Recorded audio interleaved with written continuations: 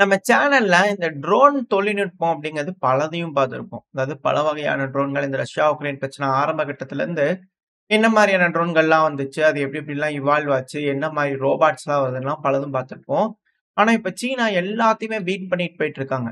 அதாவது நம்ம இந்த ரஷ்யா, உக்ரைன் பிரச்சனையில இந்த பிளாக் ஹார்னட் ட்ரோன்ஸ்லாம் யூஸ் பண்றாங்க உக்ரைன். அது ரொம்ப சின்ன ட்ரோன்.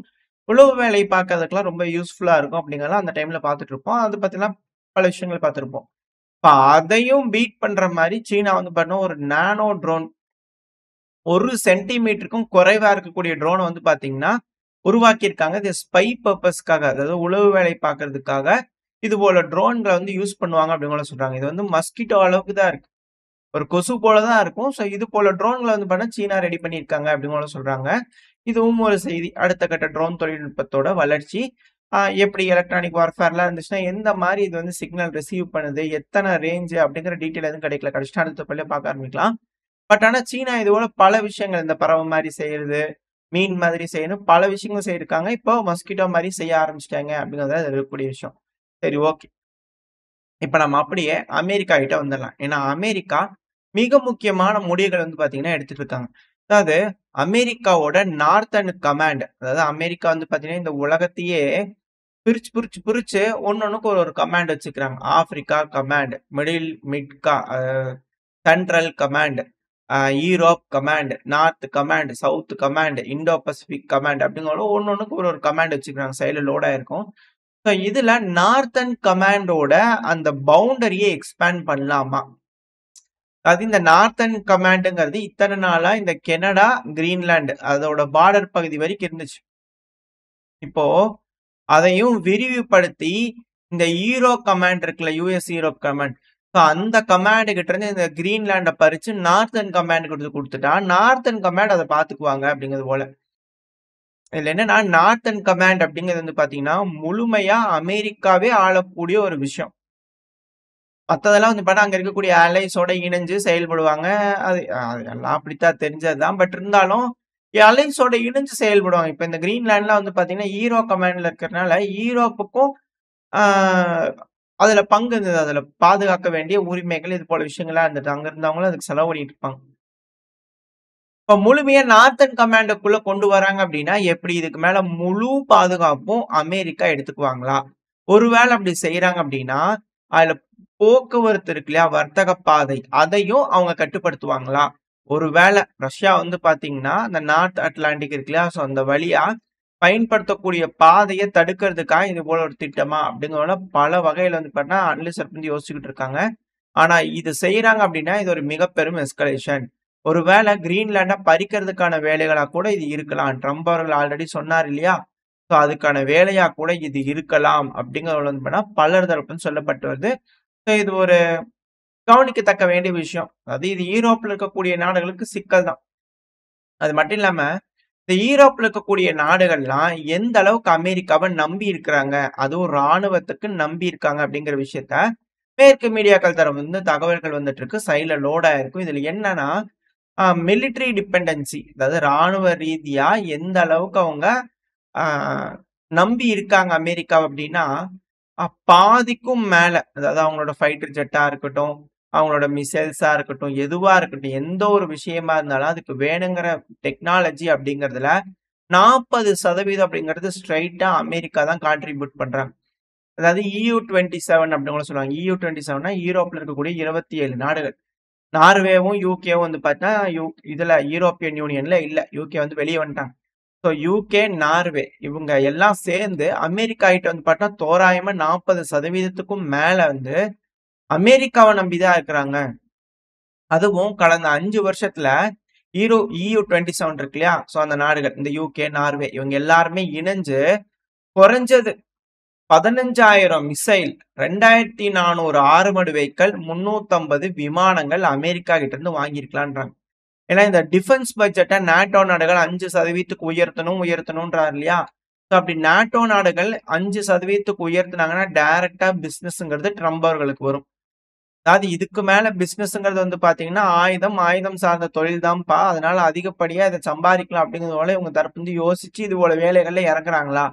அப்படின்ற கேள்விகள்லாம் பலது இருக்கு. எது எப்படியோ ஈரோப்ல இருக்கக்கூடிய நாடுகள்லாம் முடிவெடுத்து அந்த 5% தான் நாட்டுக்கு உபயோகம் இருக்கிற மாதிரி, இல்ல யூரோப்பியன் யூனியனுக்கு உபயோகம் இருக்கிற மாரியான செலவினங்கள்ல ஈடுபடுவாங்களா? இத மேக்ரோன் அவர்கள் முன்னெடுத்து பல விஷயங்கள் செஞ்சாரு. பட் ஆனா அது எதுவும் பெருமளவுல கை குடுக்கல. சில நாடுகள்லாம் இணைந்து செய்யலாம் அப்படின்னு கூட சொன்னாங்க. பட் அது பெருமளவுல கை குடுக்கல. யூரோப்பியன் யூனியனுக்குள்ளேயே இந்த டிஃபென்ஸ் பொறுத்தவரைக்கும் ஏகப்பட்ட அமளி குமளி இருக்கு அப்படிங்கிறதுல மாற்று கருத்து இல்ல. அடுத்து வந்து பார்த்தீங்கன்னா, உக்ரைன் கிட்ட வந்துரலாம்.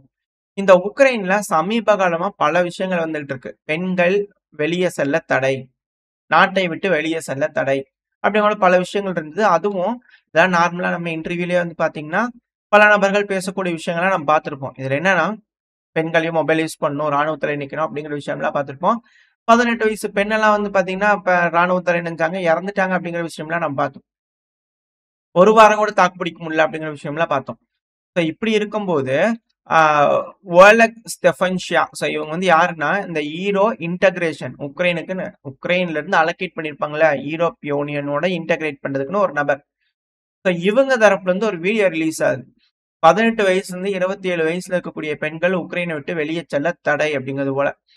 ஸோ இந்த வீடியோ வந்ததுக்கு அப்புறமா, இது ஒரு போலியான ஒரு வீடியோ அப்படின்னு கூட சொல்றாங்க. ஏன்னா வதந்திகள் பெருமளவுல உக்ரைன்ல பரவிட்டு இருக்கு. அதுவும் இது போல வதந்திகள்லாம் வந்துச்சுன்னா, பயங்கரமான விளைவுகள் ஏற்படும் அப்படிங்கிறதுனால, இது இம்மீடியட்டா கட் ஷாட் பண்ணியிருந்துருக்காங்க. இதெல்லாம் பொய் அப்படிங்கிற ரிப்ளை வந்துகிட்டு இருக்கு. பட் ஆனா வெயிட் பண்ணி பார்த்தோம்னா, சில நாட்கள்ல தெரிஞ்சிரும். உக்ரைன்ல பெண்கள வெளிய செல்ல அனுமதிக்கிறாங்களா இல்லையாங்கிறது, இன்னும் சில நாட்கள்ல தெரிஞ்சிரும். அத வச்சு இது உண்மையா பொய்யா அப்படிங்கிறது கன்ஃபார்ம் பண்ணிக்கலாம்னு பல அனலிஸ்ட் வந்து கருத்துக்கள் இருக்கு. ஏன்னா அந்த அளவுக்கு களத்துல வந்து பார்த்தீங்கன்னா, வீரியமான சண்டைகள் நடக்குது. எல்லாம் அடுத்தடுத்த பையில பார்க்க ஆரம்பிக்கலாம். ஆனா இப்போ வெள்ளை மாளிகை இருக்கிறாங்க இல்லையா? அவங்க ஃபண்டிங்க பல நாடுகளுக்கு வந்து பார்த்தீங்கன்னா, போர் நடக்கக்கூடிய பகுதிகள்லாம் அங்க ஏதாவது கிரிமினல் வேலை நடக்குதா? போர்க்குற்றம் நடக்குதா? அங்க இருக்கக்கூடிய மக்களுக்கு ஏதாவது துன்பங்கள் நடக்குதா? அப்படிங்கிற போல பல விஷயங்கள் கண்டறியறதுக்காகவே ஃபண்டிங் பண்ணிட்டு இருப்பாங்க அமெரிக்கா. அது ஏன் என்னன்றது எல்லாத்துக்கும் தெரியும். பட் ஆனா சொல்லும்போது இப்படி சொல்லிக்குவாங்க இல்லையா? இப்ப அது எல்லாத்தையும் கட் பண்ணிடலாமா? அப்படிங்கிற யோசிச்சிருக்காங்க. ஏன் இத சொல்றேன் அப்படின்னா, இதுல உக்ரைன் அடிபட்டிருக்கு. அதாவது மயன்மார், சிரியா, உக்ரைன் இது போல நாடுகள் எல்லாம் இந்த போர் குற்றங்கள் கண்டுபிடிக்கிறதுக்கு, இது போல விஷயத்துக்குலாம் அதிக அளவுல நம்ம பணத்த வந்து செலவீடு பண்ணிட்டு இருக்கிறோம். இப்போதைக்கு பட்ஜெட் டெபிசிட் ஏகப்பட்டது இருக்கு. தலைவரே நீங்க டிஃபென்ஸ் பட்ஜெட்ட குறைக்கவே மாட்டேங்கிறீங்க. நாடு திவாலாகி போயிரும். அதனால குடுக்கறதையாவது கம்மி பண்ணலாம் அப்படி கூட அவங்க தரப்புல இருந்து வரும்போது, இதுல உக்ரைன் ஹைலைட் ஆகும்போது, இப்ப என்ன நாங்கலாம் மத்த நாடுகள் மாரி காமன் ஆயிட்டமா? அப்படிங்கிற ஒரு கேள்வி இருக்கு. இதுல இன்னொரு விஷயம் மயன்மாரையும் நம்ம நோட் பண்ணிக்கணும். ஏன்னா அடுத்தடுத்த செய்திகள் மிக முக்கியமான செய்திகள். அது மட்டும் இல்லாம, இது போல பணங்கள் இருக்கிறதுனால தான், வர்றதுனால தான் உக்ரைன் தரப்பு இருந்து கதறல்கள் என்னன்னா, உங்க கிட்ட இருந்து காசு வர்றதுனால தான் எங்களால எவிடன்ஸ கேதர் பண்ண முடியுது. குற்றங்கள நிரூபிக்க முடியுது. மனித நேயத்துக்கு எதிரான குற்றங்கள் ரஷ்யா செய்யறது எல்லாத்தையும் நிரூபணம் பண்ண முடியுதே. இப்படி செய்யலாமா? அப்படின்னு கூட உக்ரைன் தரப்புல இருந்து கேட்டிருக்காங்க. ஆயுத உதவி, கண்டுபிடிக்கிறதுக்கு உதவி, அதுக்கு உதவி, இதுக்கு உதவி, ட்ரோன்கள் செய்யறதுக்கு உதவி, குடுக்கறதுக்கே உதவின்னு நாட்ட கட்டமைக்கிறதுக்கு உதவின்னு எல்லாமே உதவி உதவியா உக்ரைன் வந்து இருந்துக்கலாம் அப்படின்னு யோசிக்கிறாங்களா என்ன ஏதுங்க தெரியல. சரி வெயிட் பண்ணி பார்ப்போம். ஏன்னா இப்ப அடுத்தது யுஎன் வந்திருக்கிறாங்க பாருங்க. ஓடி ஓடி வந்து ரஷ்யா இருக்கிறாங்களே டெலிபரேட்டா சிவிலியன்ஸ ட்ரோன்கள் அதுவும் எஃபிவி ட்ரோன்களை பயன்படுத்தி தாக்குதல் பண்ணி கொல்றாங்க அப்படிங்கிறது போல human rights monitoring mission. So இது போல மிஷன் எல்லாம் காசு கொடுத்தாதான் அவங்க வேலை செய்வாங்க. இத்தனை நாளா வேலை செய்யாம இருந்தாங்க. இது போல டீட்டெயில் தான் சொல்லல. இப்ப கட் பண்றேன்னு சொன்னோடனே பாருங்க எப்படி ஓடோடி வந்து இது போல டாக்குமெண்ட் பண்ணி கேசஸ் எல்லாம் போர் குற்றங்களை ஆதாரபூர்வமா வந்து பார்த்தீங்கன்னா நிரூபிக்கிறாங்க பாருங்க. ஸோ இப்போ இவங்க தரப்பு வந்து இது போல ஸ்டேட்மெண்ட் வந்திருக்கு. ஒரு வேலை இதுக்கு மேல ஃபண்டிங் போகுமா அப்படிங்கிற போல கேள்வி இருக்கு. ஸோ வெயிட் பண்ணி பார்ப்போம் என்ன நடக்க போகுதுன்னு சொல்லிட்டு. அடுத்தது உக்ரைனோட இன்டெலிஜென்ஸ். ஸோ இவங்கெல்லாம் ட்ரோனை யூஸ் பண்ணி என்னங்க செய்யறாங்க? ஏதாவது பூ வர வைக்கிறாங்களா, மலர வைக்கிறாங்களா அப்படி இப்படின்னு தெரியல. இவங்களும் அழிக்கத்தான் செய்யறாங்க.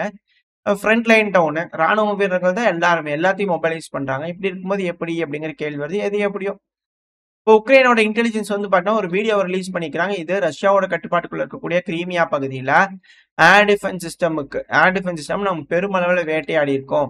அதுவும் 2 multi functional radar control system, 2 detection system, அப்புறம் S-400ஓட மிசைல் லான்ச்சர் எல்லாத்தையும் நாங்க அழிச்சிருக்கோம். இதனால அந்த பகுதியை பாதுகாக்கக்கூடிய தன்மையை இழந்துகிட்டு இருக்காங்க ரஷ்யா. அப்படின்னு என்ன கூடிய சீக்கிரத்துல எங்க கிரீமியாக்குள்ள போயிருவீங்களா அப்படின்ற கேள்விகள் இருக்கு. இது எப்படியோ இது போல தொடர்ந்து இருதரப்புலயும் மாறி மாறி தாக்குதல்கள் பண்ணிட்டு இருக்காங்க. அதுல எந்த ஒரு மாற்றமும் இல்லை. இப்போ யூரோப்பியன் யூனியன் ரஷ்யாவுக்கு கொடுக்கக்கூடிய அழுத்தங்கள் ஏன்னா இதை வச்சுதான் எந்த அளவுக்கு உக்ரைன் இதுக்கு மேல காய்கள் நகரும் அப்படிங்கிற புரிஞ்சுக்க முடியும். ஆனா இப்ப அழுத்தங்கள் கொடுக்கறதுல அந்த சாங்ஷன்ஸ் ஆல்ரெடி ரஷ்யா மேல இருந்தது இல்லையா, அதெல்லாம் எக்ஸ்டெண்ட் பண்ணிக்கலாம். ஆனா 18ஆம் கட்ட பொருளாதார தடைய மட்டும் நம்மளால போட முடியாது அப்படிங்கிற யூரோப்பியன் யூனியனோட அவுட்கம் வந்திருக்கு. ஏன்னா ஸ்லோவாக்கியா, ஹங்கேரிலாம் பேன் பண்ணிட்டாங்க. அது வந்து பார்த்தீங்கன்னா வீட்டோ போட்டாங்க. ஸோ இதனால அந்த சட்டத்த வந்து பார்த்தீங்கன்னா கொண்டு வர முடியல புதுசா. இந்த பிரைஸ் கேப் போடுறது, ஆயிலுக்கு இது போல விஷயங்கள்லாம் செய்ய முடியல. என்னென்னமோ பேசி பார்த்தாங்க. ஆனா அதெல்லாம் முடியல. அதாவது இப்ப இருக்கக்கூடிய சாங்ஷன்ஸ அடுத்த 6 மாசத்துக்கு நீடிச்சுக்கலாம். 6 மாசம் கழிச்சு திருப்பி பேசிக்கலாம். 18ஆம் கட்ட பொருளாதார தடை போறது வந்து பண்ணா ஃபெயிலியர் ஆயிடுச்சு. எல்லாரும் இத பத்தி பெருமளவுல ட்ரை பண்ணாங்க. பட் ஆனா இப்போதைக்கு ஃபெயிலியர் ஆயிருக்கு. ஸோ வெயிட் பண்ணி பார்ப்போம். எந்த அளவுக்கு இதுக்கு மேல ரஷ்யாக்கு அழுத்தங்கள் குடுக்கறதுக்கு யூரோப்பியன் யூனியன் ரெடி ஆகுறான்னு சொல்லிட்டு.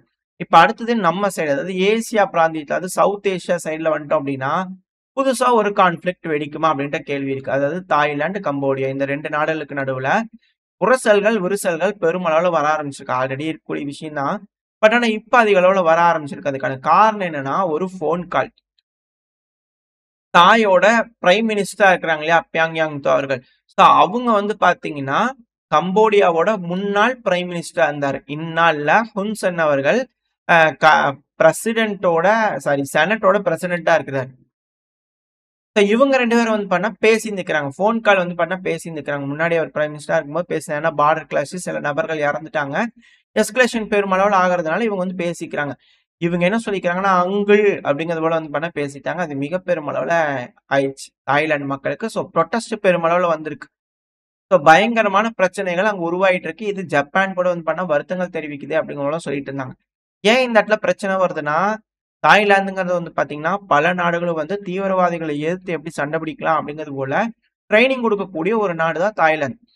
உதாரணத்துக்கு சொன்னோம்னா சீனா, அமெரிக்கா இது போல பல நாடுகளும் போய் அங்க ட்ரெய்னிங் குடுப்பாங்க. ஒரு ஒரு டைமும் நம்ம சேனல்ல தொடர்ந்து பார்த்திருப்போம். இது போல எப்படி ஆன்டி டெரரிஸ்ட் ஆப்பரேஷன்லாம் அங்க செய்றாங்கன்னு சொல்லிட்டு.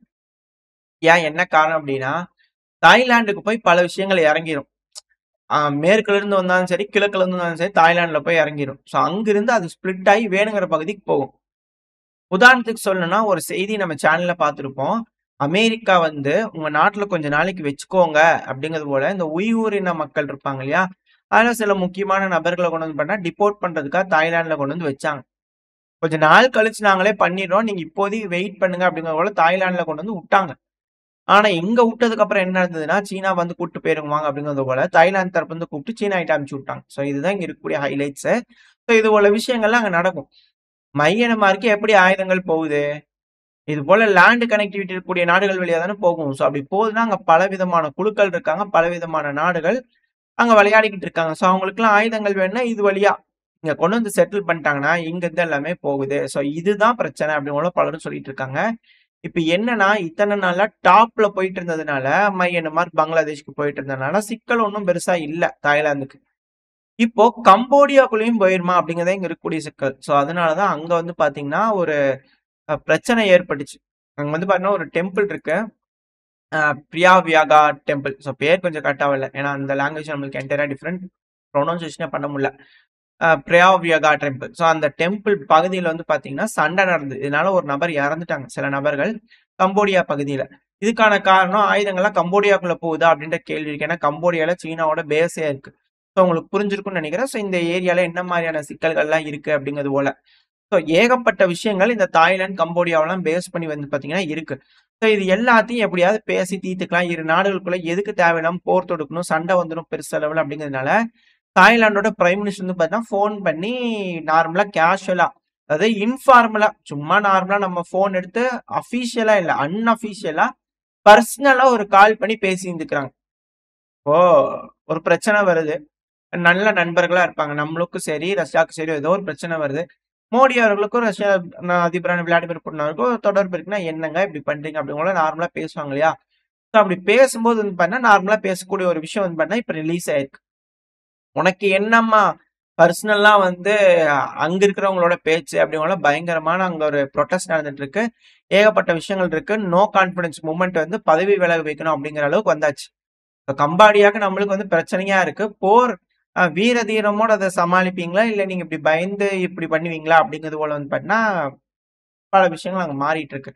இப்படி இருக்கிற சமயத்துல வந்து பார்த்தீங்கன்னா, அவங்க இருக்கக்கூடிய இடம் இருக்கும் இல்லையா? அதாவது கவர்னர் ரெசிடென்சி அவங்க வந்து ஃபாங்கிங்யா அப்படின்னு கூட சொல்லுவாங்க. அதாவது கவர்னரோட ரெசிடென்சிக்கு வெளிய வந்து பார்த்தீங்கன்னா, சஸ்பீசியஸான ஒரு பேக்கேஜ் வந்து கண்டுபிடிச்சிருந்துருக்காங்க. So assassination அட்டெம்ப்ட்ஸா? அப்படிங்கிற கேள்விலாம் இருக்கு. தாய்லாண்ட பொறுத்தவரைக்கும் முதல்ல புரொட்டஸ்ட் வந்தது. புரொட்டஸ்ட் வந்ததுக்கப்புறம் ஆட்சி மாற்றம் வந்தது. ஆட்சி மாற்றம் வந்ததுக்கப்புறம் புரொட்டஸ்ட் கம்மியாச்சு. புரொட்டஸ்ட் கம்மியானதுக்கப்புறம் மயன்மாருக்கு, பங்களாதேஷ்க்கு இது போல பல நாடுகளுக்கு இங்கிருந்து சௌரியமா எல்லாத்துக்கும் வேணுங்கிற விஷயங்கள்லாம் போய் டெலிவரி ஆயிட்டு இருந்தது. இப்ப திரும்பியும் புரொட்டஸ்ட் வருது. திரும்பி ஆட்சி கேள்வி நடக்குதுன்னா, இப்ப இங்கெல்லாம் வந்து பாத்தீங்கன்னா பிளாக்கேடு போடுறாங்களா அப்படின்ற கேள்விகள் பலது வருது. எது எப்படியோ பலவிதமான கருத்துக்கள் பல அனலிஸ்ட் வந்து வந்துகிட்டு இருக்கு. வெயிட் பண்ணி பார்ப்போம். இப்போதைக்கு போலீஸ் வந்து பண்ண அந்த ஏரியாலாம் க்ளோஸ் பண்ணியிருக்காங்க அப்படின்னு கூட சொல்றாங்க. 2வது கம்போடியால முன்னாள் பிரைம் மினிஸ்டரா இருந்தாரு. இப்ப இந்நாள்ல வந்து பாத்தீங்கன்னா ஹுன்சென் அவர்கள் செனட்டோட பிரசிடண்டா இருக்கிறார் இல்லையா? இவரு தரப்புல இருந்து என்னன்னா, நாங்கெல்லாம் ரெடியா இருக்கிறோங்க. ராணுவத்தெல்லாம் ரெடி பண்ணி வச்சுங்க. எங்களோட செல்ஃப் டிஃபென்ஸ்க்காக நாங்க தயாரா தான் இருக்கிறோம். ஆனா எக்காரணத்தை கொண்டு விட்டு தர மாட்டோம் அப்படிங்கிற போல கம்போடியா தரப்புல இருந்து ரெடியா இருக்கிறாங்க. ஒருவேளை இங்க பஞ்சாயத்து வெடிக்குமா அப்படின்ற கேள்விகள்லாம் வருது. எது எப்படியோ ஓரளவுக்கான தகவல்கள் இந்த பையில பார்த்திருப்போம். பல விஷயங்கள் வந்து பாத்தீங்கன்னா, ஓரளவுக்கு தகவல் பார்த்திருப்போம். இந்த பதிவு பத்தி நீங்க என்ன நினைக்கிறீங்க? உங்களுக்கு என்ன பிடிச்சிருக்கா? பிடிச்சுனா லைக் பண்ணிட்டு உங்க ஃப்ரெண்ட்ஸ் அண்ட் ஃபேமிலியோட ஷேர் பண்ணிக்கோங்க. அது கூடவே மறக்காம நம்ம சேனல் இன்னும் சப்ஸ்கிரைப் பண்ணலாம். மறக்காம சப்ஸ்கிரைப் பண்ணிக்கோங்க. இந்த பதிவு நல்லா இருக்கும்னு நம்பிக்கையில அடுத்த பேர் உங்களை சந்திக்கிறேன். Stay safe. பை.